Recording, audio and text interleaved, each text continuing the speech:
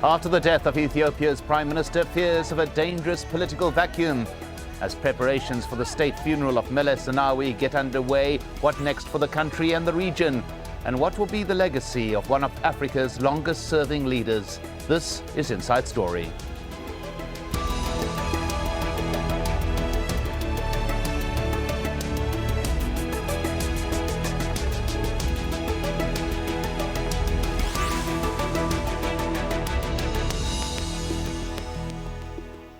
Hello and welcome, I'm Mike Hanna. Ethiopian Prime Minister Meles Zenawi died at the age of 57 after more than 2 decades in power. While thousands lined the streets of the capital to pay their respects to a politician they saw as a visionary and a fearless leader, there are others who regarded him in a less favourable light. Zenawi was a close ally of the West and the US in particular. Ethiopia received nearly $4 billion in foreign aid last year, a total of $6.23 billion from the US alone in the past decade. He was a leader in complete control, and though a carefully groomed successor is due to take over, some fear that in the absence of Zenawi's particular skills, the country could begin to fragment. Mohammed Ado reports from Addis Ababa. Ethiopians mourn their departed leader. Hundreds gathered outside Ethiopia's national palace, where Meles Zenawi's body is lying in state, to pay their respects. It will remain here until the funeral arrangements are complete. He has done great things for Ethiopia. We have seen a lot of change. The best we can do in his remembrance is to complete what he started. Not only Ethiopia, but the African continent has lost a great leader. We pray for him. Meles died of an undisclosed illness in a Belgian hospital after weeks of not being seen in public. Members of his family and senior government officials gathered at Addis Ababa airport to receive the casket draped in the national flag. Thousands of his supporters also came out on the streets of the capital as his body was being taken to the palace. Meles Zenawi has been praised for bringing development and economic growth to one of Africa's poorest nations, but his critics say they came at the cost of respect for democracy and human rights in Ethiopia. Under his leadership too, Ethiopia carved out a major role for itself in Africa and beyond, mediating in conflicts and assuming a lead position within the African Union. It is a role analysts now say Ethiopia will find difficult to continue. That role was augmented by the leadership, very capable leadership at regional level by Meles, and the loss his days will bring a little bit of competence challenge for Ethiopia to continue that kind of role. A committee made up of senior government officials is working on preparations for a state funeral as Ethiopians embark on a future without Meles at the helm of their country's leadership. The Ethiopian parliament has been recalled from recess to swear in Meles Zenawi's successor. Deputy Premier Hailemariam Desalegn is expected to be sworn in as Prime Minister within the next 24 hours. He will most likely stay in power till 2015 when the current term of the ruling party comes to an end. Mohammed Ado for Inside Story, Addis Ababa, Ethiopia.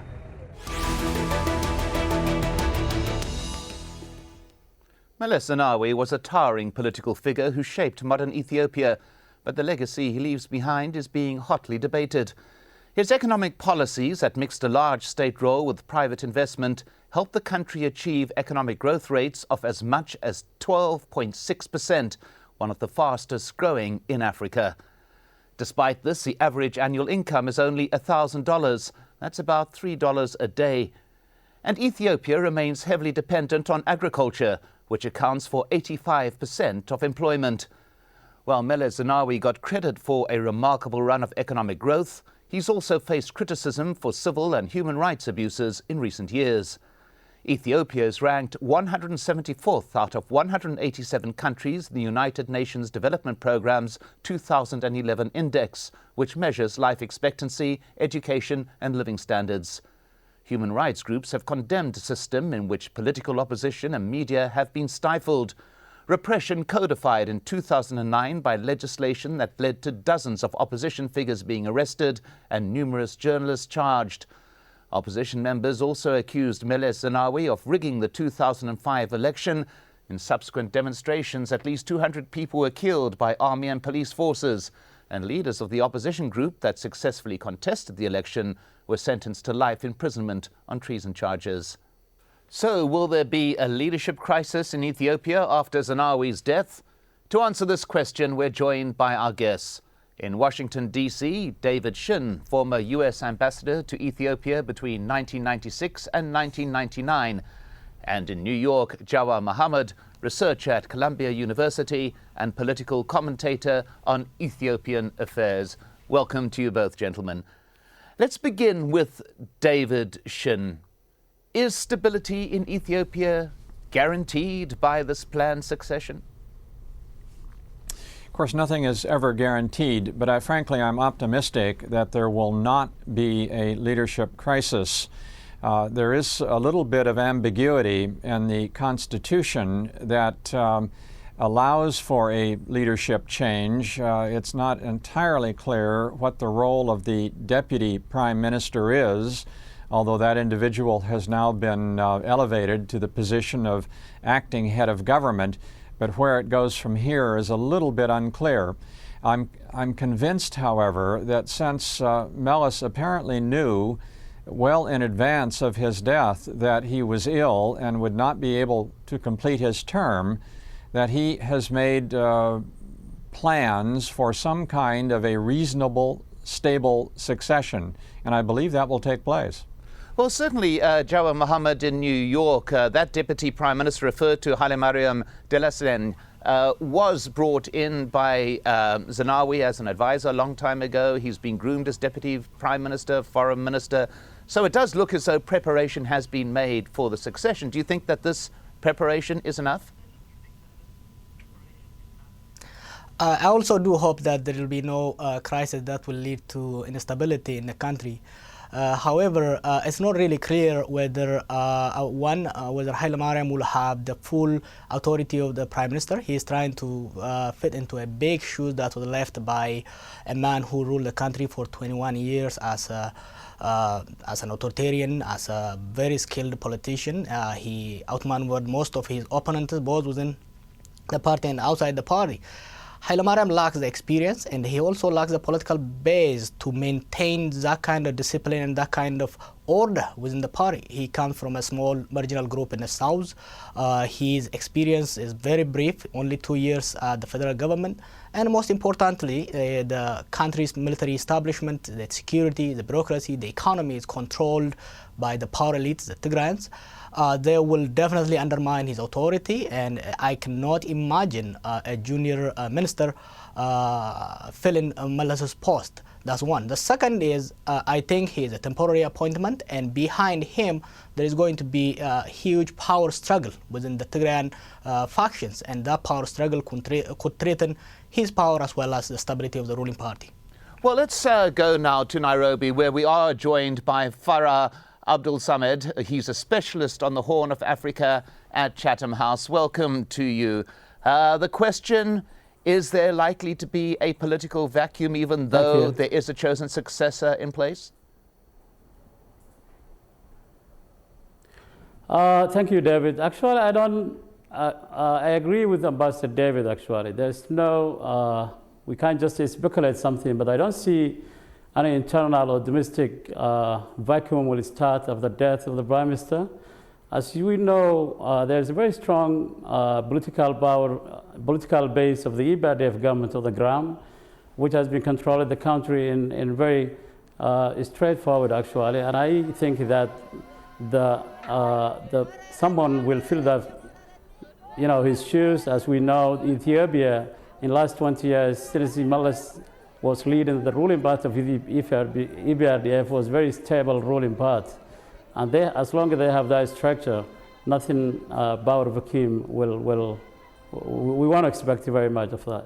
Well, David Shinn in Washington, D.C., let's just take a look at the legacy. Certainly a startling economic success, particularly at a time when many parts of the world were truly struggling, but at a major price, some would contend. Do you think that this balance between economic advancement and what some would argue is internal repression was something that was unavoidable in this developing society? I'm not sure I would argue that it was unavoidable. I think there certainly could have been more progress on the side of democratizing Ethiopia at a somewhat faster pace than what occurred during the 21 years of the Meles government.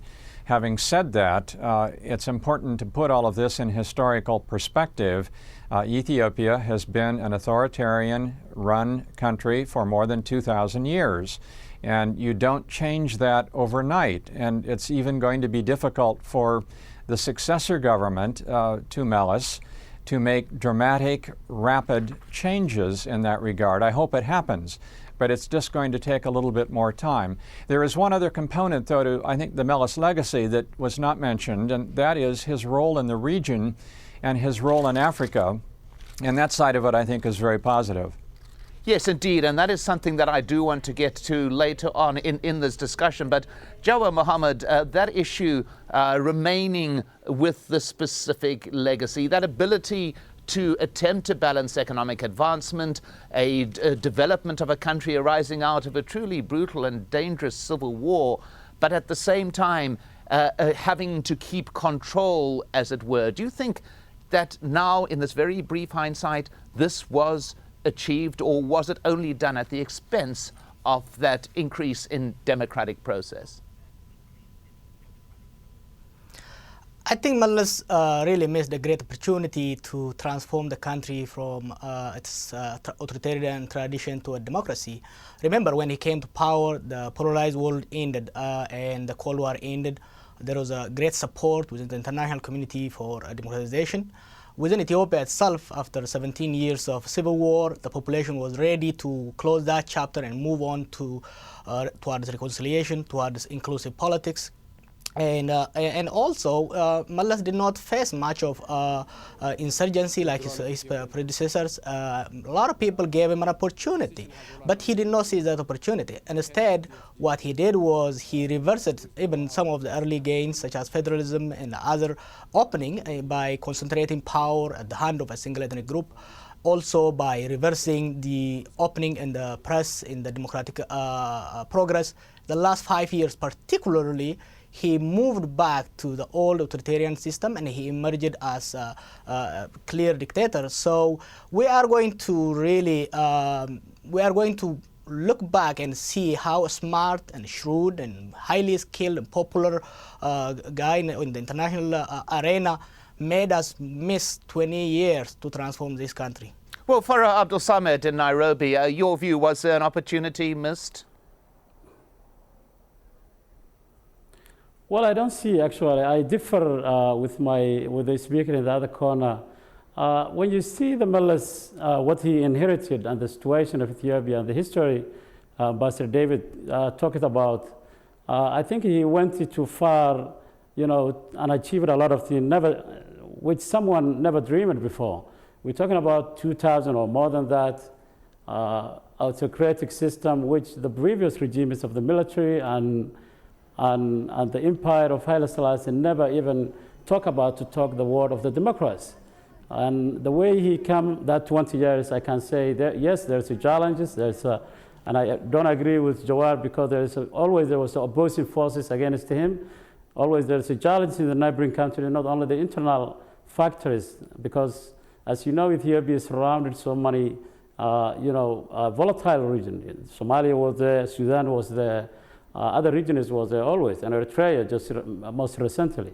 And I say, Meles, what he achieved, and the culture of the Ethiopians, and the transformation of the concept of Ethiopianism itself, and the way he transformed equal ethnic, nationalities, which never dreamed to live together.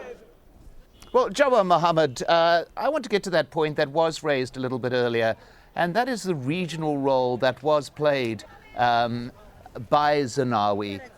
We heard mention of his immense position that happened in those talks between Sudan and South Sudan. Absolutely critical part of getting that peace process in place. What is going to happen now to these type of processes in the absence of such a powerful figure?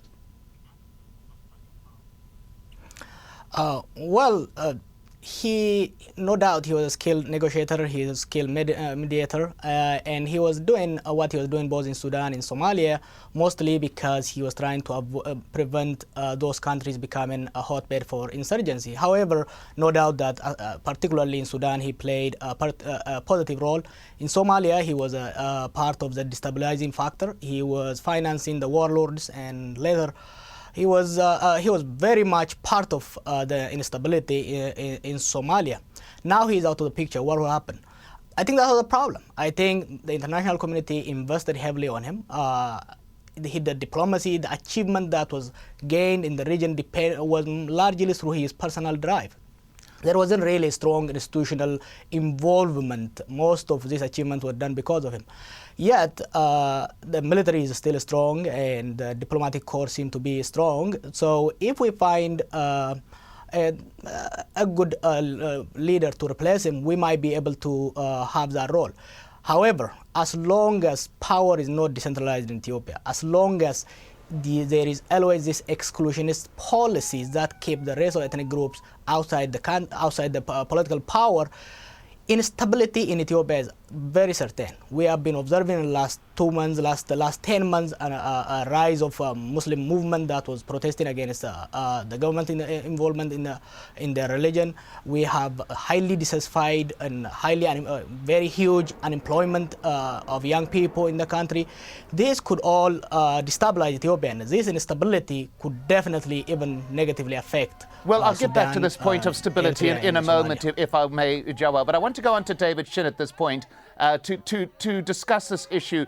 You pointed out there to a dichotomy in terms of the regional efforts. Peacemaking in Sudan, what many would regard as an invasion, a forced intervention in Somalia. How do you balance these type of actions out, David Shinn? Well, first, if you look at it from the standpoint of Ethiopian interests as opposed to American interests or a country on the outside, you have a rather different approach to the problem.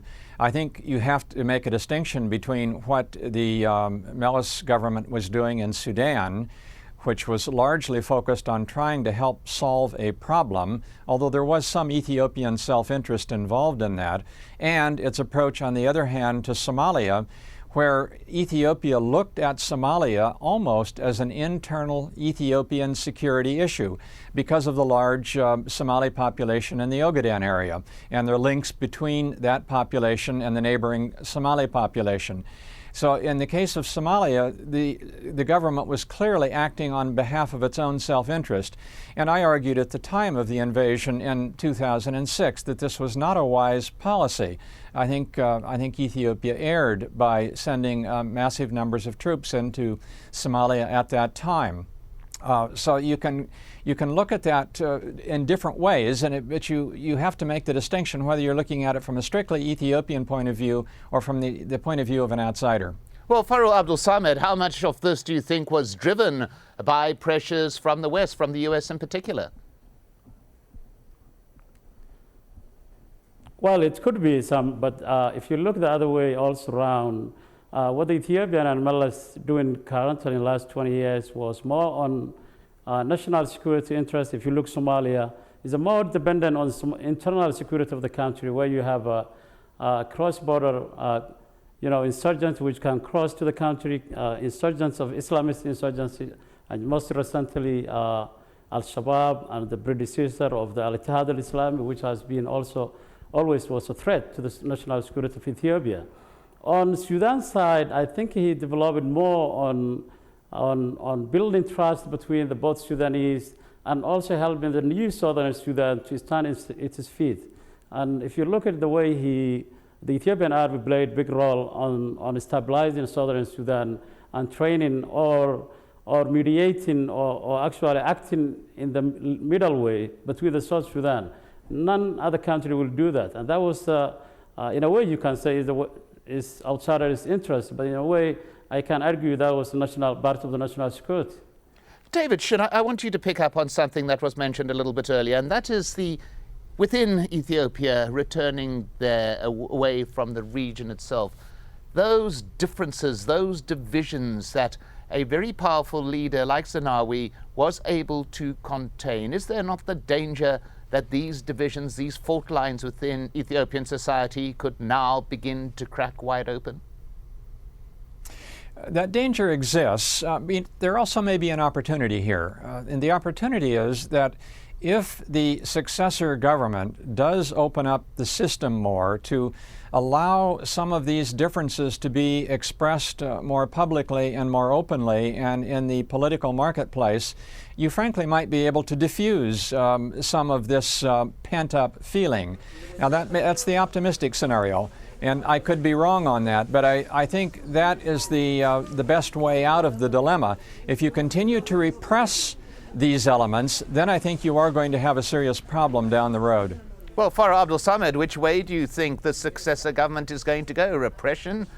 Or is it going to be that more optimistic avenue? Well, I think a lot of the bursar and everyone else who is coming in the long term, not only the near term of the remaining years of transition, but I think everyone has to learn a lot of history. The Ethiopian government now, particularly the ruling party, has a long experience and history of the region, of the country, and has been very intimate with the Ethiopian public at large.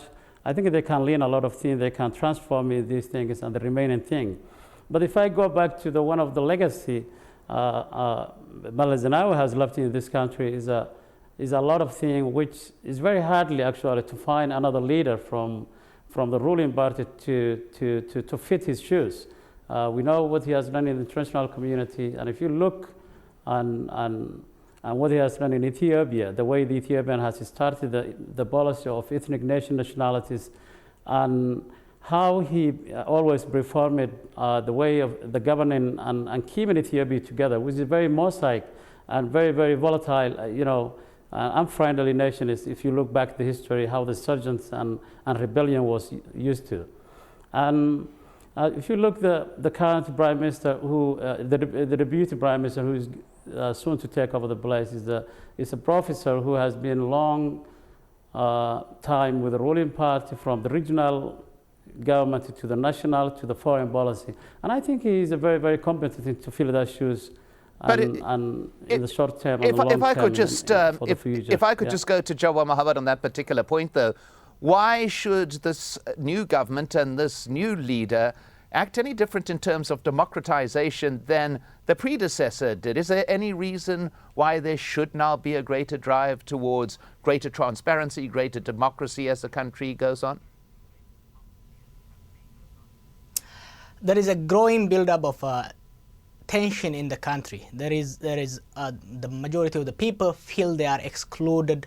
The elite feel they are excluded from the power. The majority of the people feel that they are not beneficiaries of that trickle down from the said economic growth. As you know, the economy has been growing, but most of this economy has been stifled by the ruling party's corporation, which has dominated the economy in every sector for the last 20 years. So there is huge economic problem right now. The living cost in urban area is unbearable. The living cost and the farmers are facing a serious problem. Therefore, there is huge unemployment problem. These people can go out on the street. That's one. Second, the elites have kept the rest of the population outside there. True that this is some sort of coalition. However, it is very clear, out of the whole command of the military, only one general is non-Tigrayan. This is not a sustainable system. If the country is to continue in a path of sustained growth, it is essential that the new government open up the political system. They can do this, one, by starting to release the political prisoners, by allowing the exiled political parties and politicians to return, by also inviting a national dialogue that involves scholars, intellectuals, and religious leaders. Otherwise, if they continue with this policy of forcing everybody to fall under one party and to exclude the rest from the pie, I expect an implosion of conflict, popular uprising, and something that looks like the Syrian situation. Well, maybe the legacy will be judged in the weeks and months and even years ahead. At that point, thank you to our guests. In Washington, D.C., Ambassador David Shinn. In New York, Jawar Mohammed, and in Nairobi, Farah Abdul Samed. And thank you very much for joining us on this edition of Inside Story. If you want to send us your feedback, just email your thoughts to us at insidestory@aljazeera.net. From everyone here, I'm Mike Hanna. Thanks for watching. Goodbye for now.